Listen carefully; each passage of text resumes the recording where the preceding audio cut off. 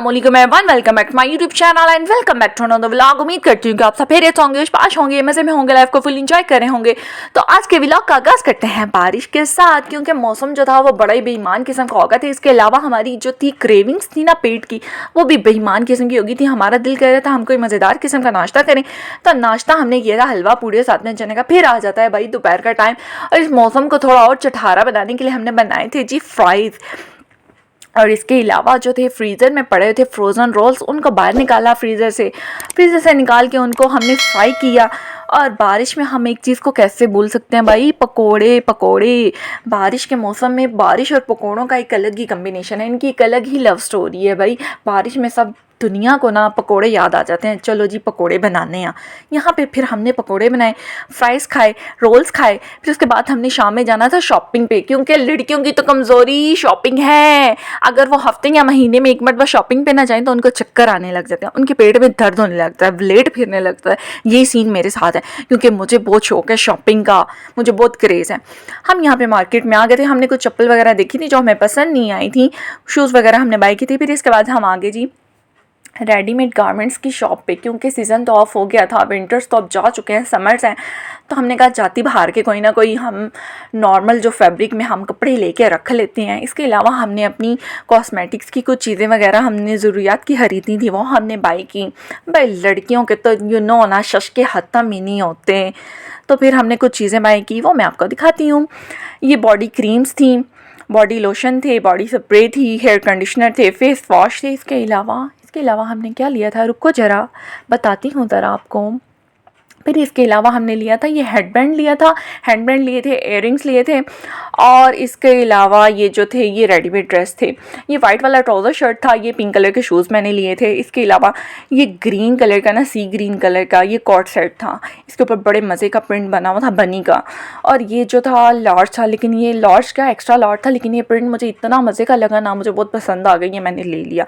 इसके अलावा ये रेड वाला स्टार वाला जो प्रिंट था, ये भी बहुत प्यारा कॉट सेट था, और इसकी फैब्रिक बहुत मज़े की थी। इसको हम जो है ना वो हर मौसम में पहन सकते हैं, लेकिन ये जो है ना वो फुल सर्दी में हम इसको नहीं वेयर कर सकते। इसकी फैब्रिक बहुत मज़े की थी, ये दोनों आप देख सकते हैं, दोनों प्रिंट बहुत ही मज़े के लग रहे थे, और ये बहुत रीज़नेबल प्राइस में हमें मिल गए। इसके अलावा एक और कॉट सेट था, वो भी लिया था। ये वाइट के ऊपर जो था सी ग्रीन और पर्पल कलर का प्रिंट था, ये भी बहुत प्यारा था। और ये पराठा का बैग मैंने लिया था। भाई ये पराठा असल वाला पराठा नहीं, ये इसका रेप्लिका था। इतना महंगा मैं कहाँ अफोर्ड कर सकती हूँ। इसके अलावा ये वाइट वाला देखें कितना एलिगेंट सा लग रहा है।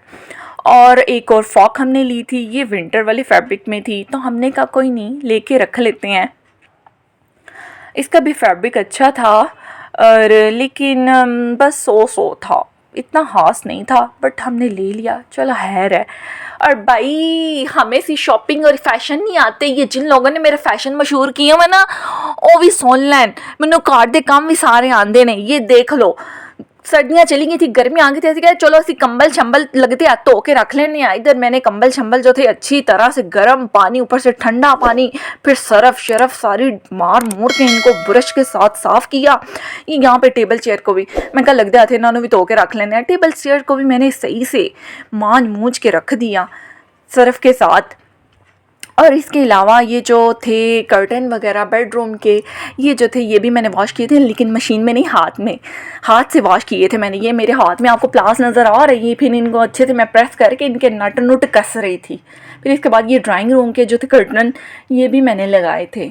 मैंने कहा इनको भी अच्छे से प्रेस करके चमका के तो लगाती हूँ। भाई सफाई निस्फ़ी ईमान है, ये चीज़ हमारे घर में ज़्यादा लागू होती है कि बस हर चीज़ को चमका के रखना है। इसके बाद फिर पंखों की बारी आती है, मैंने फिर पंखों की सफाई की, मैंने पंखे साफ़ किए।